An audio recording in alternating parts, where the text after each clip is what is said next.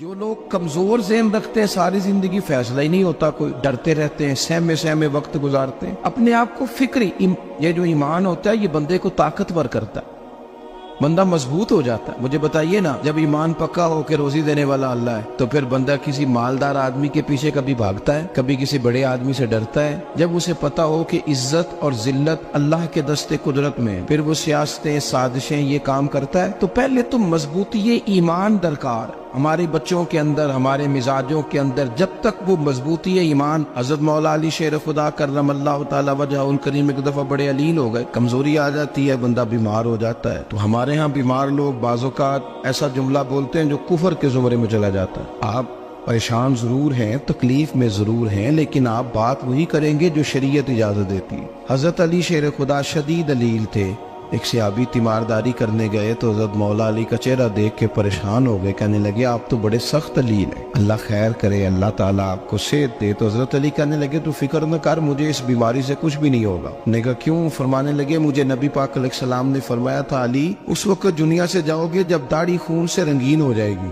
تو اس کا مطلب ہے میں خنجر کے وار کے ساتھ شہید کیا جاؤں گا، میں بیماری سے دنیا میں نہیں جاؤں گا، میں یہ بیماری سے مجھے کچھ بھی نہیں ہوگا، اللہ مجھے شفا دے دے گا، چونکہ حضور نے فرمایا کہ ساڈے نبی دی زبان ساڈے واسطے قرآن۔ تو سب سے پہلے تو اپنے ایمان کے اندر، توکل کے اندر مضبوطی پیدا کریں۔ مسلمان دیکھو نا، نماز پڑھنے سے روزی میں برکت ہوتی ہے، تو پھر اس کا مطلب یہ ہے کہ جب ٹائم آئے نا نماز کا تو گاہک جتنے مرضی کھڑے ہوں پھر دکان بند کرنی چاہیے، پھر نماز پڑھنی چاہیے، کیونکہ روزی تو اللہ نے دینی ہے، گاہکوں نے تو دینی۔ تو سب سے پہلے ضروری ہے مضبوطی ایمان، توکل، اللہ کی ذات پر بھروسہ۔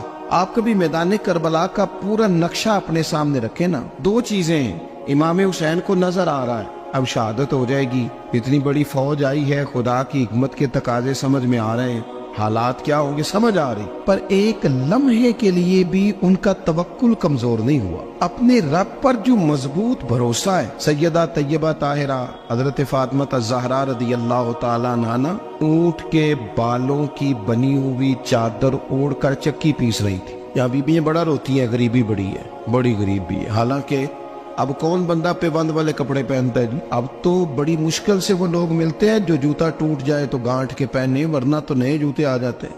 حضرت سیدہ پاک اونٹ کے بالوں کی بنی ہوئی چادر اوڑھ کے چکی پیس رہی تھی۔ نبی پاک صلی اللہ علیہ وسلم نے دیکھا، آنکھوں میں آنسو ضرور آئے، پر محبوب نے فرمایا فاطمہ دنیا میں تھوڑی سی تکلیف برداشت کرو، قیامت کی ساری عزت اللہ آپ کو ہی عطا فرمائے گا۔ تو توکل کی مضبوطی، اللہ کی ذات پر بھروسہ، اپنے رب کریم کے ساتھ